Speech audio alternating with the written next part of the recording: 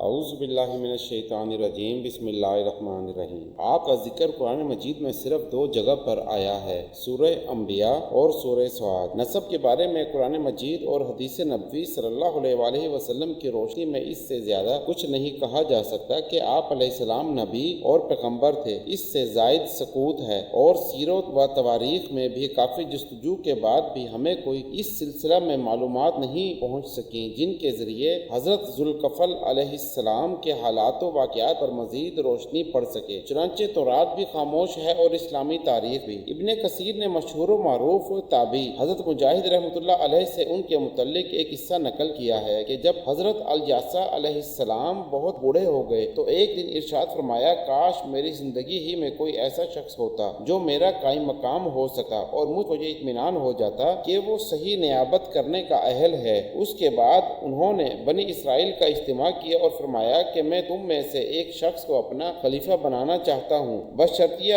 کہ وہ مجھ سے 3 باتوں کا عہد کرے: دن بھر روزے رکھے، شب کو یاد خدا میں مشغول رہے، نمبر 3 کبھی غصہ نہ کرے۔ یہ سن کر ایک شخص کھڑا ہوا جو لوگوں کی نظر میں بے وقت نظر آتا تھا اور کہنے لگا کہ اس خدمت کے لیے میں حاضر ہوں۔ حضرت الیاسع علیہ السلام نے اپنی تینوں شرطیں دوبارہ بیان کی اور دریافت کیا کہ ان کی پابندی کرو گے؟ اس شخص نے جواب دیا، بے شک۔ تو حضرت الیاسع علیہ السلام نے دوسرے دن پھر اجتماع کیا اور کل کی بات کو دہرایا۔ سب خاموش رہے اور وہی شخص پھر آگے بڑھا اور خود کو اس خدمت کے لیے پیش کیا اور تینوں شرطیں پوری کرنے کا عہد کیا۔ تب حضرت الیاسع علیہ السلام نے اس کو اپنا خلیفہ بنا لیا۔ ابلیس نے دیکھا تو اس سے برداشت نہ ہو سکا اور اس نے اپنی ذریت کو جمع کر کے کہا کہ ایسی صورتیں اختیار کرو کہ جس سے یہ شخص بہک جائے اور اپنی شرطوں پر قائم نہ رہ سکے۔ شیاطین نے بہت کوششیں کی مگر سب ناکام رہے۔ تب ابلیس نے کہا کہ میں ہی اس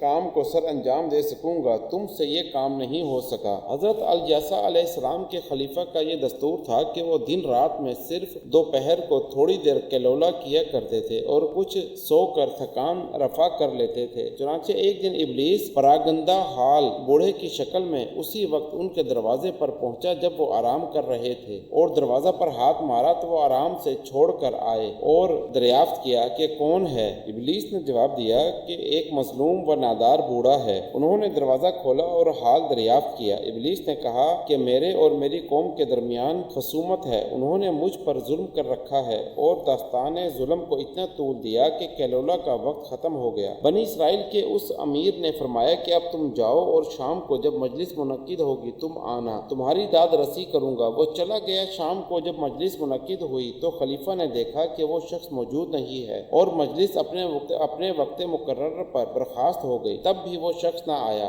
صبح کو جب مجلس منعقد ہوئی تو چاروں طرف اسے پھر تلاش کیا لیکن کہیں اس کا نشان نہ ملا۔ مجلس ختم ہونے پر جب خلیفہ نے کیلولا کے لیے تنہائی اختیار کی تو پھر کسی نے دروازہ پر دستک دی اور دروازہ کھولا تو اسی بوڑھے کو موجود پایا۔ اس نے کل کی طرح پھر گفت و شنید کی۔ پھر خلیفہ نے کہا کہ میں نے تمہیں کہا تھا کہ مجلس میں آنا مگر تم نہ آئے۔ ابلیس نے کہا کہ میری قوم بڑی خبیث ہے، جب آپ کو مجلس میں پاتی ہے تو آہستہ سے اقرار کر لیتی ہے کہ جھگڑا نہ کرو، ہم تمہارا حق ضرور دیں گے، لیکن آپ کے مجلس برخاست کر دینے کے بعد پھر منکر ہو جاتی ہے۔ خلیفہ نے کہا کہ آج شام کو ضرور آ جانا، میں اپنی موجودگی میں حق رسی کروں گا۔ اس گفت و شنید میں بھی کیلولا کا وقت جاتا رہا اور خلیفہ کو نیند کی تکلیف نے بہت ستایا، مگر شام کی مجلس حسب وعدہ منعقد کی اور چاروں طرف نگاہ دوڑائی مگر آج بھی وہ بوڑھا شخص نظر نہ آیا اور نہ ہی صبح کی مجلس میں وہ آیا۔ تب تیسرے دن جب نیند کے غلبہ نے عاجز کر دیا تو خلیفہ نے اہل خانہ کو حکم دیا کہ آج جو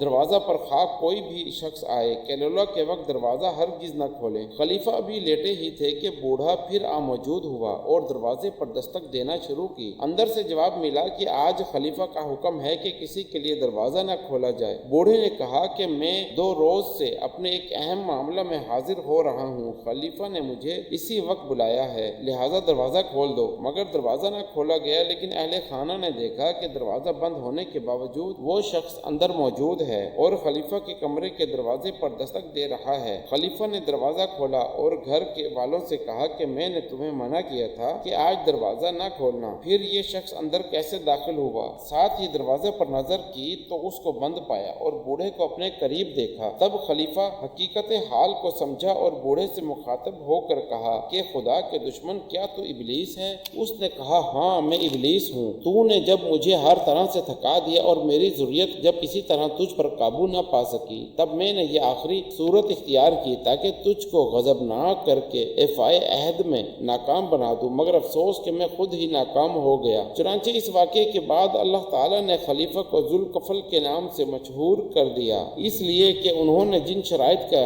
حضرت الجاسہ علیہ السلام سے وعدہ کیا تھا اس کو پورا کر دکھایا۔ بعض کہتے ہیں کہ حضرت ذوالکفل علیہ السلام شام کے بادشاہ کے مقرب تھے اور اسی بادشاہ کو بنی اسرائیل سے بڑی عداوت تھی، ہمیشہ ان کے ملک پر فوج کشی کرتا اور ایک جماعت کو قتل کرتا۔ ایک دفعہ بنی اسرائیل سے لڑائی کے لیے بڑی تعداد میں فوج بھیجی۔ اس فوج نے مقابلہ کے بعد 100 علماء و صلحاء کو قید کر کے بادشاہ کے پاس بھیجا۔ بادشاہ نے ان کو قتل کرنا چاہا تو حضرت ذوالکفل علیہ السلام یہ سن کر بادشاہ کے پاس گئے کہ اب سیاست کا وقت گزر چکا ہے، ان کو میرے حوالے کرو، میں ان کا کفیل ہوں، کل صبح سیاست گاہ میں حاضر کروں گا۔ بادشاہ نے ان سب کو ان کے سپرد کر دیا۔ حضرت ذوالکفل علیہ السلام کو اپنے شہر میں لے گئے اور توق و زنجیروں سے آزاد کیا اور نہایت تعظیم سے رات کو کھانا کھلا کر ان کو چھوڑ دیا۔ ان علماء کی اس طرح خلاصی ہو گئی اور حضرت ذوالکفل علیہ السلام کو بھی خدا تعالیٰ نے بادشاہ کے شر سے محفوظ رکھا۔ اس دن سے یہود میں ان کا لقب ذوالکفل قرار پایا۔ ربنا تقبل منا انک انت السمیع العلیم، صدق اللہ العظیم۔